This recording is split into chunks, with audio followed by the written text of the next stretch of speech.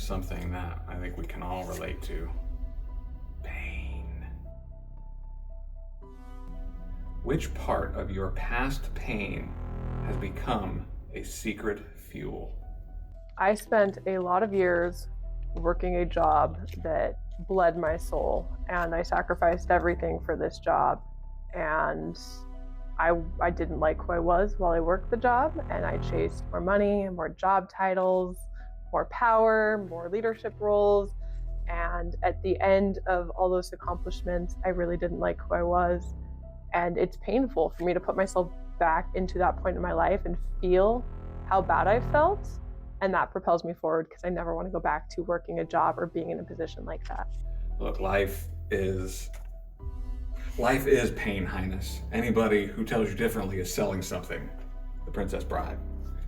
But the fact is, life is filled with painful experiences that we all have to endure. And if you don't learn from them, if you don't take those painful opportunities, take those failures and actually learn from them and grow from them, that's what hinders us from being able to be the best versions of ourselves. And so, again, if you don't, pain is part of life. It's something that's going to happen. You can't avoid it.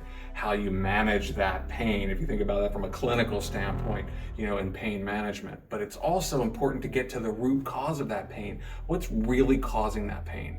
And we think about guts, what's in your guts, follow your gut and honor that pain and say, is this the right kind of pain? And that should guide you as to whether or not you need to make a change or whether you need to lean into that pain and really try to get through and find some growth. I think that's the real distinction there between what type of pain you're actually going through. Growth. What's the biggest change personally you're working on right now? I am working on my equanimity and being okay no matter what happens. Just fostering that deep, deep, deep okayness that whatever happens, I can handle it and it's all going to be okay. What's the boldest decision you've made professionally? Boldest decision I've made professionally was to become a business owner. I quit my corporate job 6 years ago, and it hasn't been all candy and roses over the last 6 years, that I promise you. But there's been nothing more rewarding, nothing more educational, nothing more fulfilling personally and professionally than running my own business, despite all of the ups and downs that comes with it, because it is really hard. But when you think about growth, it has given me so much growth as a person and as a professional. I wouldn't change it for the world. Resist. Oh, yeah. Do you resist collaboration or control or vulnerability? Frankly, just the opposite. I welcome vulnerability and collaboration. I am a little bit of a control freak at times. I do like to be in control of my circumstances. My particular personality, I'm a dot connector and a pioneer, so I can kind of see what's coming down the path. And so I do try to control outcomes and try to control my circumstances. It's probably my best quality as well as causes some problems. But as far as collaboration and vulnerability, I think those are two very key elements in the business owner journey, right? Entrepreneurship is a lonely road. You'll hear me talk about my 10 hard truths of business ownership, and number one is entrepreneurship is a lonely road. And so finding ways to overcome those feelings of loneliness through collaboration and partnership is one way that is a really good strategy for business owners. And as far as vulnerability, listen, fact is, we don't have all the answers, and it's hard for us to admit that. We live in a society and in a culture that rewards things like decisiveness and winning at all costs, but the fact is, we don't have all the answers, and to be able to admit that to yourself and to others, and to open yourself up for help and assistance from those collaborative partners, that is where the real magic can happen, and you'll find a lot of growth in your business when you do that successfully. I don't resist any of those things. Pattern.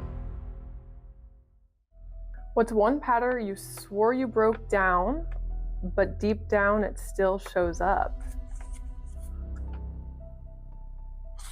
My scarcity mindset and being stuck in a place of scarcity has been one pattern that I continually swear away, but keeps cropping up, and it's a tough one.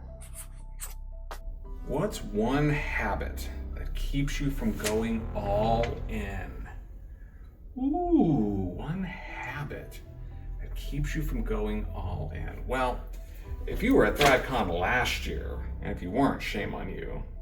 But I was lucky enough to give a talk at ThriveCon last year as well. And I have identified in my life that there's two particular areas that really hold me back. And it's actually, I think it's 3 areas. Now I gotta try to remember my talk. You'll cut this out, right? You're not gonna cut it out? Mm-mm. No, we're just gonna make me look like Just an kidding. idiot. Yeah. Hang on, I gotta think of how many there were, because it was... No, we can cut it. Oh yeah, okay. So if you were lucky enough to, if you went to ThriveCon last year, I was lucky enough to get to give a talk. And during that talk, I talked about 3 areas that I've identified in my life that definitely hold me back. And those areas are procrastination, resentment, and longing. And when you really dig into those 3 emotions in particular, those are things that I have repeated over and over again in my life, and things that I am continually working on. And when I'm able to overcome those things and reframe my thoughts and reframe my actions away from those 3 things very in particularly, that's when I really find growth and progress. And if you want to see my talk from ThriveCon last year, it was awesome. I'll send you the link. Just DM me, or passages. I don't have nothing to hide. Let's dig into the past. Pick. Why do you hate Pop-Tarts? After some research, I found you hate Pop-Tarts. I do hate Pop-Tarts. They're not food. So after much digging, found this picture of you with long hair. What are your thoughts on it? Do you miss it? Oh boy. The old man bun. Yeah, I'll tell you, I missed the man bun. The man bun was spectacular. It was born during the pandemic, and a lot of people think that it was, in response to the pandemic. It wasn't really that intentional. It was just more of, just kind of started to grow my hair longer. And I've often through my life grown my hair long at different periods. And then there was one day that it was long enough that I just kind of put it up, and I liked it, and I thought it looked cool, and I was kind of embarrassed. I hated myself. I had some self-loathing going on because I liked the fact that I had this man bun. Yeah, I remember the first time I went out with it in public, and my business partners at the time kind of gave me a little bit of the stink eye, like, what in the world are you doing with that head of hair? But they're both bald, so you know what? I had the opportunity to grow my hair out, and at my age, to still have my hair a little discolored on the side, but that's okay. Speaking of black and white. But no, I relished the man bun, and that was a great period of my life. It was one of the great times of my life. A lot of great memories from there, but I've definitely moved on. There's no plans to bring the man bun back. Now the last one. I've been afraid to pull this one. Fear. See what I did there? What is your biggest fear? It's funny, I used to think that my biggest fear was death, believe it or not. But as I've gotten older and I've reflected upon my own mortality and on death, death isn't my biggest fear. I think my biggest fear is a lack of impact or a lack of legacy. I would hate to leave this earth feeling like I've wasted my time, or that I haven't imparted some stamp, some point of view, something about my life on this world, either through my friends and my family and my kids, the people that I interact with. And I think that is it's a way that I use to stay very much in the present and grounded and understand that tomorrow isn't promised to any of us, and that it's important that we don't waste the time that we have, that every day really is the best day ever, because this is the only day we have, right? Tomorrow hasn't come yet, and yesterday is gone. So my fear is not leaving an impact and leaving a legacy from my experiences and the things that I've learned at my time on the earth. I have a fear of abandonment. I have abandonment issues, and I have a fear if I let people get close that they're going to let me down, and I'm going to be all alone.